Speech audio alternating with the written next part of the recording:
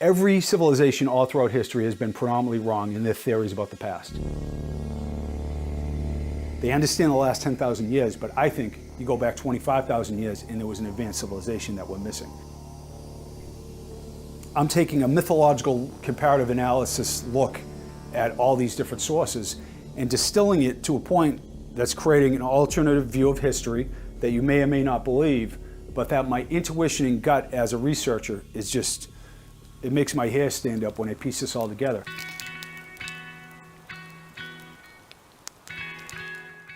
We're in Ashfield, Massachusetts in Western Mass, and this is Bug Hill Farm. It's an organic fruit farm.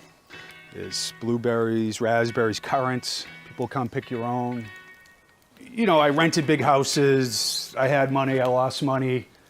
It didn't really ever change my level of anxiety and the way that we're told that life is supposed to pay off for us never paid off for us. So I just, as an experiment, I said, what would it be to get rid of most of my possessions, live in a small place, reduce my debt, and not be concerned with that? Essentially, I try to slow everything down, and that peace of mind is invaluable, so I can do what I love to do.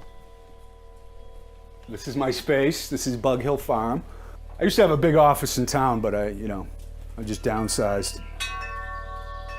I studied Native American stonework around the country, and we know Native Americans lived in Deerfield, Mass. almost 13,000 years ago at least. They just did a new archaeological dig near Mount Sugarloaf. So I believe the natives came to these hills for thousands of years for hunting, for ceremonial purposes. And I was always intrigued by some of the structures I found in the woods. Just reading through old county and town histories and Smithsonian ethnology reports, looking for Native American stonework, I started to uncover all these bizarre giant skeleton accounts, these burial mound excavation accounts that were reporting, 7 and 8 foot tall skeletons, sometimes larger. I was like, whoa. And these are respected people. They're measuring a stationary object.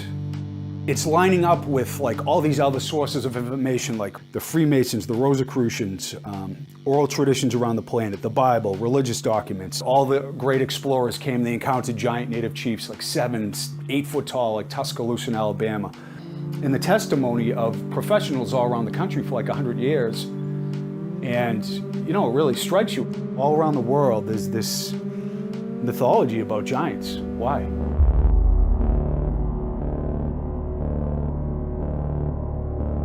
This is a Smithsonian ethnology report from the late 1800s. And what you see here are, arched burial mounds and skeletons and reports of, 7 and 8 foot tall skeletons lived in these old accounts by the Smithsonian's own scientists. Utterly fascinating.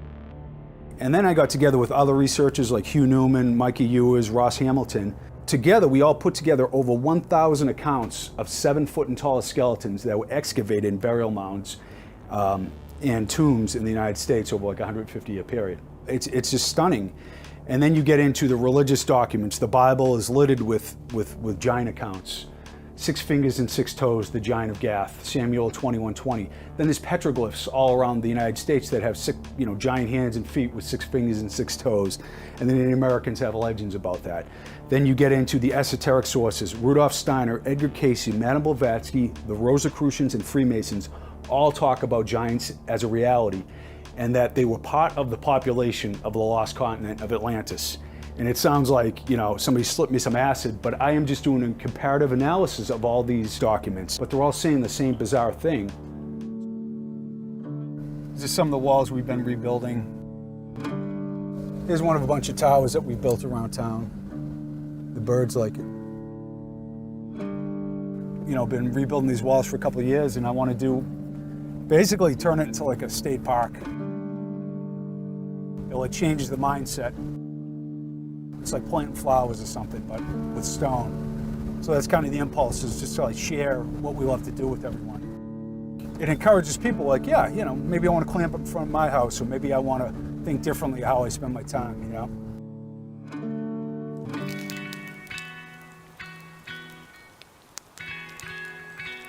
I remember one day, my brother and I, we missed school because it was a snowstorm.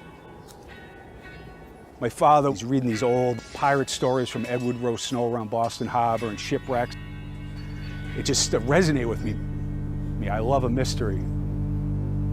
That's what I find interesting, is like being a detective and figuring it out.